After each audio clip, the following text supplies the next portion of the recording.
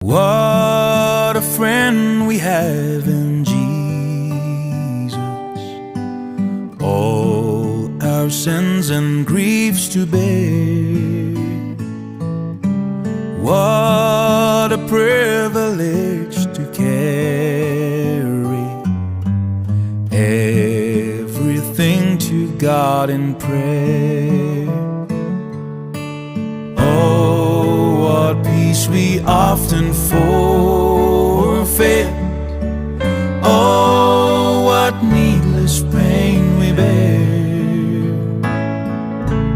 All because we do not care.